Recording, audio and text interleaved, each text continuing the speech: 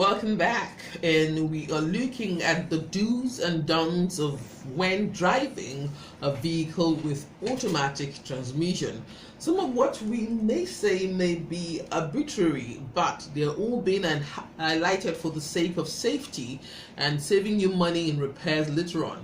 Better to err on the side of caution, right? So, first things first, never forget to use your parking brake when you come to a final rest. What does this mean? Well, it means that when you finally park your vehicle, ensure you apply the parking brakes, which means you don't have pressure on the parking pole of your transmission. Is the parking brake what we call the handbrake? Yeah.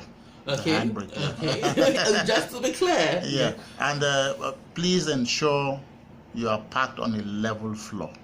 Yeah, on the flat surface. Because if you're not, you also have another additional problem. And if you're also using your parking brakes, also ensure that you have not waded through flood water, or maybe your wheels are not, immersed in water when you apply the parking brakes.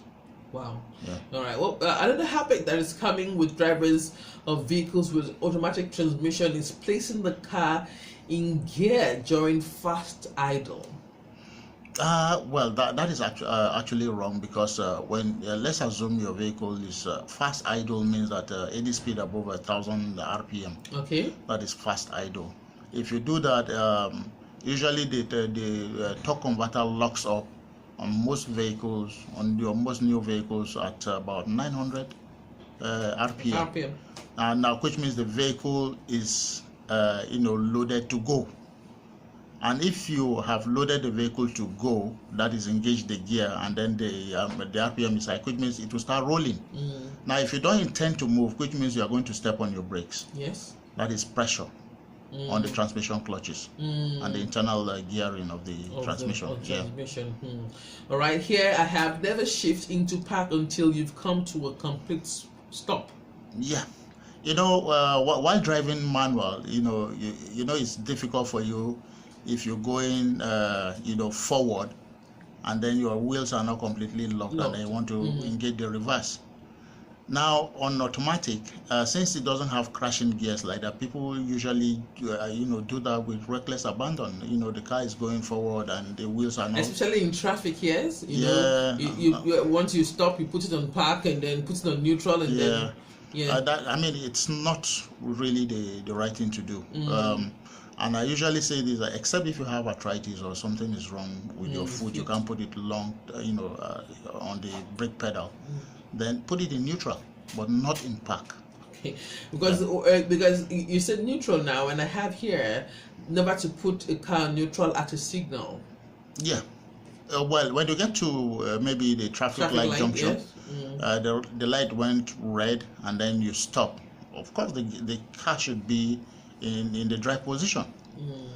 And because when it goes amber, which is ready to go. Yeah, the next thing it goes green, you shouldn't start moving your shift, before you move forward. Yeah, because that is also delaying traffic.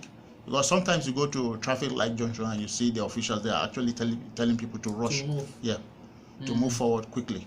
So if you do that, which means you'll be delaying other people.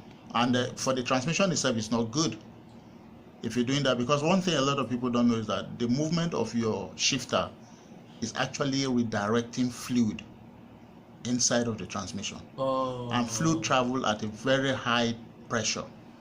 And if that pressure keeps reversing back and forth, there's tendency for it to cause internal damages. All right. Also, never ignore sounds that may be coming from your transmission area. Yeah. Your transmission should shift seamlessly without any clung or any jerk. So the moment you begin to feel any unnecessary jerking or noise coming from within your transmission, then you know something is going wrong. All right. So what do I do then when I hear the sound from the transmission?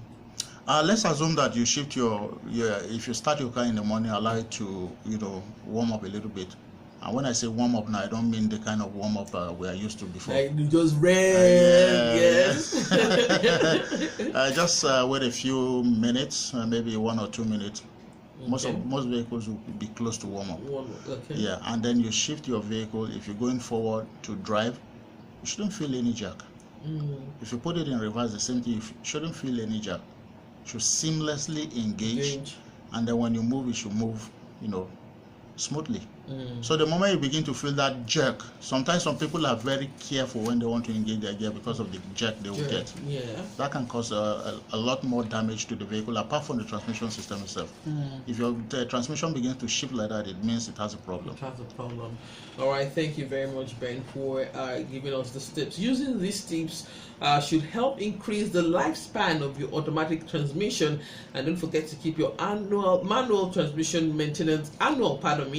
transmission maintenance up to date. However, should you need help, please visit your technician.